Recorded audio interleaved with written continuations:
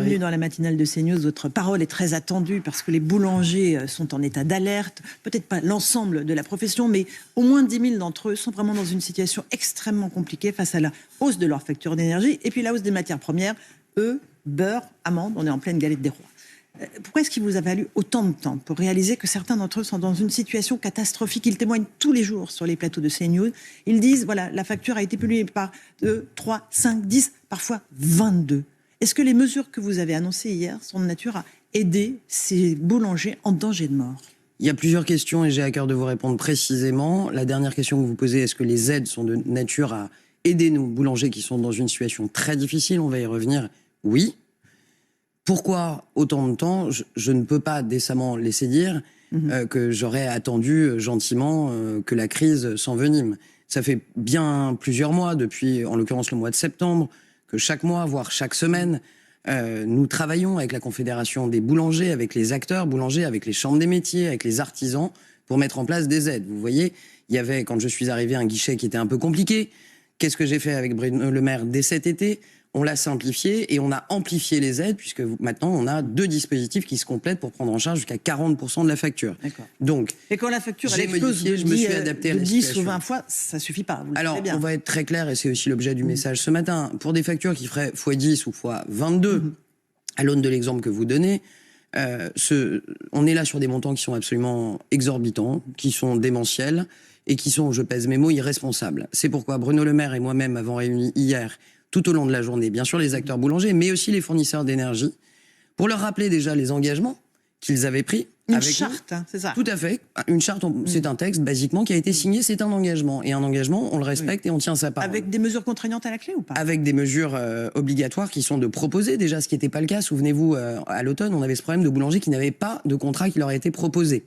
On avait un problème de contrat qui n'était pas proposé à nos petites entreprises. Ça s'est amélioré au cours de l'automne. Et puis, on les a revus hier pour leur dire que j'avais très simplement sur mon bureau des cas comme ceux que vous citez, de x10, x12, x22, qui n'étaient pas possibles à tenir, surtout dans un contexte où les prix baissent un peu en ce moment sur le prix de l'énergie et de l'électricité et du gaz. Nous avons donc demandé aux fournisseurs, pour ces cas exceptionnels avec des coûts exorbitants, d'accepter de regarder au cas par cas pour résilier les contrats, que nos boulangers, nos artisans puissent les résilier.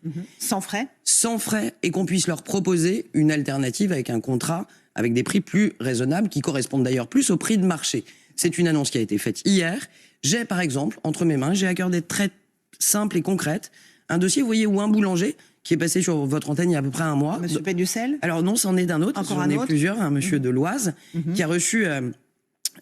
qui avait un montant de 2500 € par mois de facture et qui, à cause d'un petit différé de paiement, s'est vu rompre son contrat par le fournisseur, qui lui a demandé pas moins de 63 000 € d'indemnité de résiliation, dossier transmis par un boulanger de Nice qui est assez médiatique.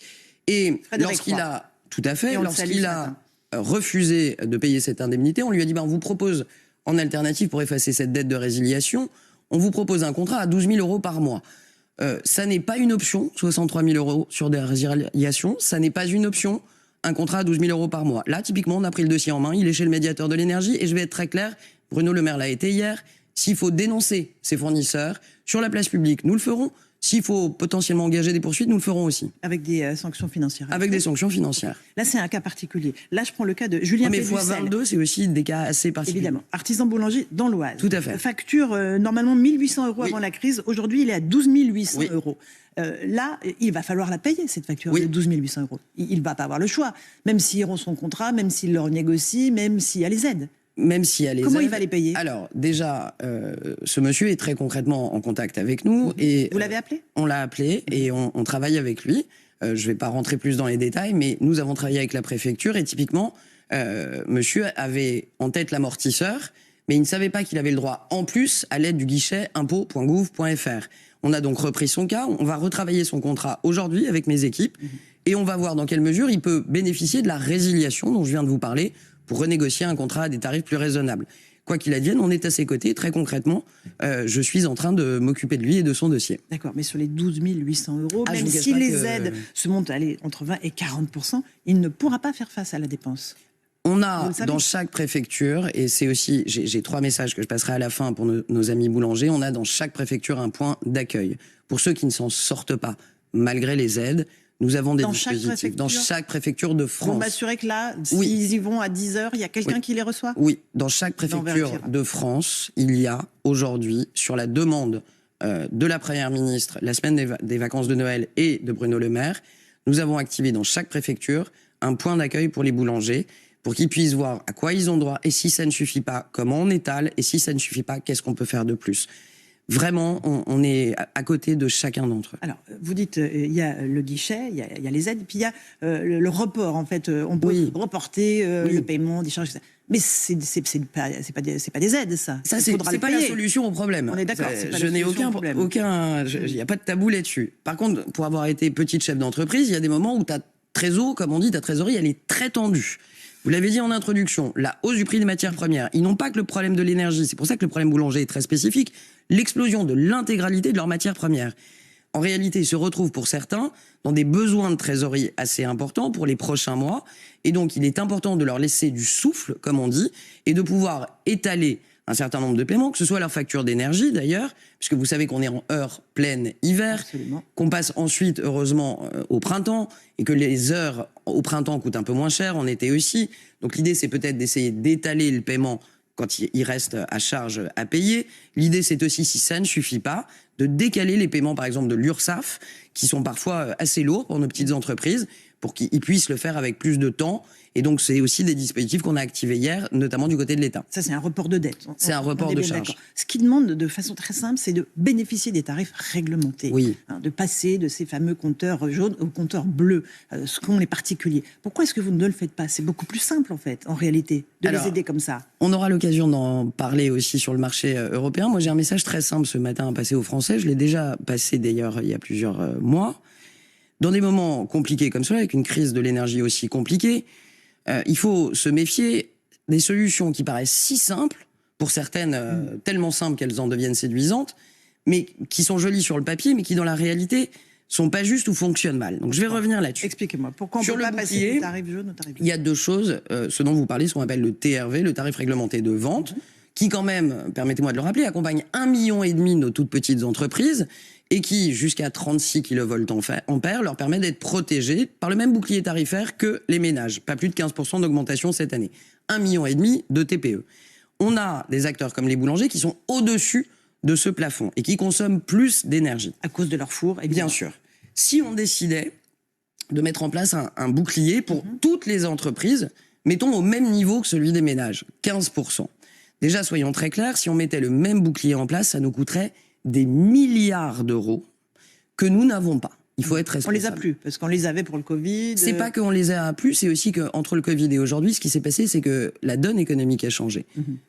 En 2020, on empruntait à 0% et à des taux négatifs. Au moment où je vous en parle, on emprunte à 3%. L'argent coûte beaucoup plus cher et la situation est tendue sur les marchés et pour le pays aussi. On va pas aller faire exploser la dette aujourd'hui, puisque vous m'inviterez dans 6 mois pour me dire, Madame Grégoire, pourquoi vous avez cramé la caisse? Elle a déjà été bien cramée, la caisse. Hein.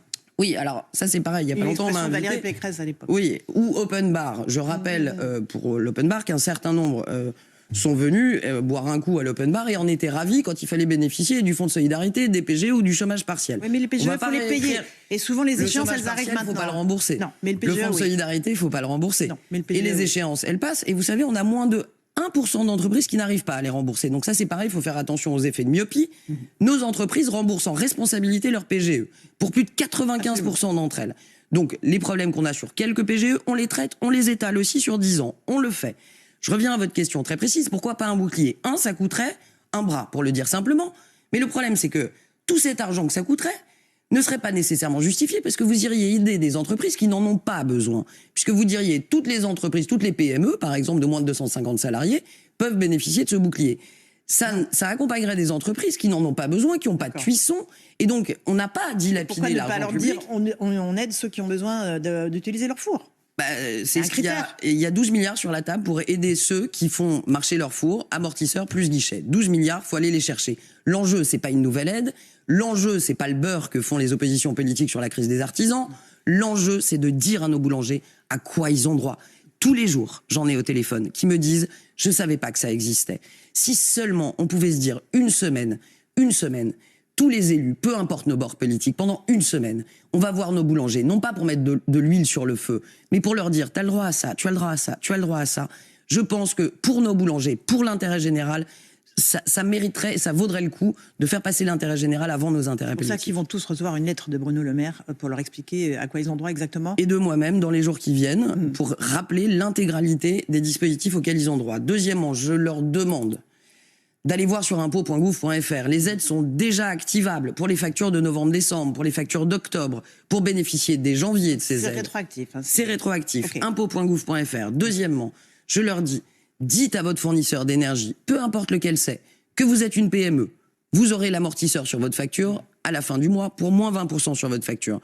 Troisièmement, dans chaque préfecture, vous pouvez être reçu pour être accompagné en plus si c'est nécessaire. On a des dispositifs qui sont là. On est aux côtés de nos boulangers. Décaissons ces 12 milliards ensemble. Et s'il faut faire plus, on fera plus. On a toujours fait plus pour ceux qui avaient besoin d'être aidés. Avant de passer au marché européen de l'électricité, ils disent aussi beaucoup, les petits boulangers, mais nous, on a la concurrence des grandes surfaces. Parce qu'eux, évidemment, ils amortissent les coûts. La baguette, elle est 10 fois moins chère. J'exagère, pas 10 fois moins chère. 73 centimes contre 1 euro, 1 euro. 1,20 €. Mais franchement, c'est vrai. C'est une distorsion de concurrence énorme pour eux. Il y a une concurrence, même si on a peu de temps, donc je ne veux pas trop rentrer dans les détails, mais vous en avez fait la meilleure expérience parfois. Le pain de son boulanger et le pain de la grande surface, chacun a ses qualités, mais n'est pas exactement de même qualité. D'ailleurs, ne dure pas aussi longtemps et au plan économique n'est pas forcément si intéressant. Et quand on n'a pas le choix et que... Il y a beaucoup de ménages, mamans avec qui je discute qui n'ont pas beaucoup de choix et pas beaucoup de revenus, mais qui préfèrent quand même un pain qu'elles gardent 2 jours plutôt qu'un pain qui dure une demi-journée.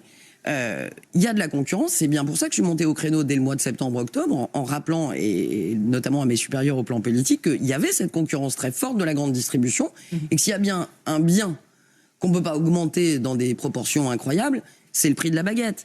Donc, évidemment, il y a ce problème d'augmentation des prix. Et je veux dire là aussi que pendant des mois, les boulangers se sont débrouillés à faire évoluer leurs recettes, à augmenter un peu le prix des viennoiseries, à augmenter un peu le prix du pain. Arrive un moment où il faut qu'ils soient aidés. C'est le sens de mon message ce matin. À la préfecture, auprès de votre fournisseur, dites que vous êtes une PME et appelez celui que vous appelez tous les mois pour faire vos comptes, votre expert comptable. Il va vous aider sur impôts.gouv.fr. C'est pas compliqué, je vous le garantis, à être aidé, à bénéficier des aides rapidement. Vraiment, il faut qu'on décaisse. Les boulangers appellent à manifester le 23 janvier à Paris. Est-ce que vous avez peur que ce soit les boulangers, les petits artisans, les nouveaux gilets jaunes de 2023 ? Vous savez, la peur ne fait pas avancer le schmilblick. Non, mais ça ne vous plaît pas l'idée ? L'idée que chacun s'exprime me plaît. Moi, je suis libéral et l'idée que même quand on n'est pas content, voire surtout quand on n'est pas content, je trouve ça sain et démocratiquement plutôt sain. Moi, ce qui m'importe, si vous voulez, c'est que d'abord, depuis 2018, quand certains vivent, je pense aux oppositions, beaucoup grâce aux gilets jaunes et grâce à l'agitation politique, nous, on se bat pour mieux rémunérer le travail, pour faire baisser le chômage, pour améliorer nos services publics. Nous, on se bat pour les gilets jaunes, pour leurs revendications depuis plusieurs années. Ce qui m'importe aujourd'hui, c'est pas tant, si je puis me permettre, les Français qui pourraient rejoindre des ronds-points. Ce qui m'inquiète aujourd'hui, c'est que la France tourne en rond. Ils comptent quand même, ces gens qui rejoindraient des ronds-points. Tout le monde compte, évidemment. Pas méprisable. Ah, certainement pas. Certainement pas. Certainement pas. Mais ce qui compte, c'est qu'on tourne pas en rond. Et donc, ce qui compte, c'est que on ait aussi le courage de dire, que ce soit sur les retraites qui arrivent, ou sur les réformes qu'on fait, ou sur les aides qu'on apporte dans cette crise, qu'on essaye de faire avancer le pays. Et donc, je ne suis pas handicapée par la peur, je suis attentive, vigilante, bien sûr. Et mon objectif, c'est de faire en sorte que d'ici au 23 janvier et bien après, ils savent qu'il y a 12 milliards pour eux à aller chercher et qu'il faut qu'on aille les chercher. Jordan Bardella, président du Rassemblement national, a adressé une lettre aux boulangers. Il demande au gouvernement de sortir des règles européennes de fixation des prix de l'électricité. Le Portugal et l'Espagne sont faits. Pourquoi est-ce que nous sommes infichus de le faire en France ? Alors, vous voyez, typiquement une réponse simpliste à un problème compliqué. Et je le dis, c'est séduisant. Il n'y a pas que lui qui le dit, il y a de nombreux experts et ingénieurs en énergie qui le disent. J'aurais la même réponse pour les experts. Voilà. Si c'était aussi simple, je ne vous cache pas qu'on s'en serait aperçu. Il y a 2 sujets. Il y a le fait que nous n'avons pas du tout le même rapport sur l'énergie à l'Europe que les Espagnols et les Portugais. Une chose, par exemple, les Espagnols et les Portugais n'importent pas d'énergie, n'exportent pas d'énergie avec le marché européen. Par conséquent, ils sont très autonomes et ils ont donc décidé de se retirer, de sortir du marché. Si jamais il y a par exemple un problème d'énergie et d'électricité à importer en Espagne, ça va leur coûter extrêmement cher d'importer de l'électricité Et ça met les consommateurs en risque de rupture d'électricité. La France... Nous, on est dans un cas différent. La France, elle importe, elle exporte. D'ailleurs, on était bien content au mois de novembre d'importer de l'électricité allemande quand on en a eu besoin, à un tarif raisonnable. Grâce aux centrales à charbon allemandes. Et donc, on est, comme on appelle, interconnecté. On est au cœur de l'interconnexion européenne sur l'énergie. Donc, on ne peut pas sortir comme l'ont fait les Espagnols et les Portugais parce qu'on n'a pas du tout le même rapport à l'énergie que cette péninsule ibérique. Ce qu'on veut et ce qui va être fait cette année, et c'est à quoi pousse Bruno Le Maire depuis 1 an et demi, c'est qu'on réforme ce marché de l'électricité pour faire en sorte que le prix de l'électricité soit décorrélé du prix du gaz. C'est à la table. Qu'on paye le prix de l'électricité. La Commission l'a dit, européenne, c'est à la table de travail au premier semestre 2023. Dans 6 mois, ils seront peut-être tous morts, là, les boulangers. Non, ils ne seront pas tous morts, Laurence Ferrari. Il y a un problème de courage politique face à l'Allemagne. Non. On a peur de braquer nos alliés allemands. Non, ceux qui sont courageux dans l'histoire, soyons très clairs, c'est nous. C'est pas un problème de courage. S'il y en a bien qui a du courage avec les Allemands, c'est Emmanuel Macron et c'est Bruno Le Maire. C'est un problème qu'on doit être 27 à faire bouger un marché avec des pays qui n'ont pas exactement les mêmes rapports que nous à l'énergie. Nous, on a nos avantages, les Allemands ont leurs avantages, et donc c'est pas si simple que ça. C'est très joli de dire sur un plateau ou dans une lettre, comme le fait M. Bardella, sortons OK, et si au mois de mars, on a un problème, et si au mois d'avril, on a un besoin d'électricité, il fait comment, M. Bardella? Mais le problème, c'est qu'on est plus souverain en matière énergétique. On a mis notre filière nucléaire à genoux, et c'est ça aussi le problème. Mais ça c'est la responsabilité du gouvernement. Vous avez raison. C'est pas la responsabilité de ce gouvernement spécifiquement. Qui a fermé Fessenheim? Ça fait 15 ans. Qui a fermé Fessenheim? Oui, prenons Fessenheim avec grand plaisir. Édouard Philippe. OK. Qui a signé le décret de fermeture de Fessenheim? Qui a mis en œuvre? C'est nous. Oui. Qui a décidé? C'est pas nous. D'accord. OK. Mais moi, je suis pas du genre à me défier. Il y avait qui au gouvernement précédent? Il y avait qui au gouvernement? Oui, mais vous savez, en vrai, moi, j'ai aucun problème à dire vous avez raison, que la mais politique énergétique, c'est un débat qu'il faut reprendre sur les 15 dernières années. Pas sur les 3 dernières années ou sur les 15 derniers mois. Voilà. Allez, que le problème soit plus visible aujourd'hui, because de la crise, je suis d'accord. En tout cas, on a fait passer le message pour les boulangers. Ils peuvent aller dans les préfectures et se renseigner sur les aides dont ils peuvent bénéficier. Impôts.gouv.fr, appelez vos comptables, décaissons cet argent. On est là pour ça. S'il faut faire plus, on fera plus. Mais déjà, décaissons les 12 milliards. Merci Olivia Grégoire d'être venue ce matin dans la matinale de CNews à Bourg-Mandézin pour la suite.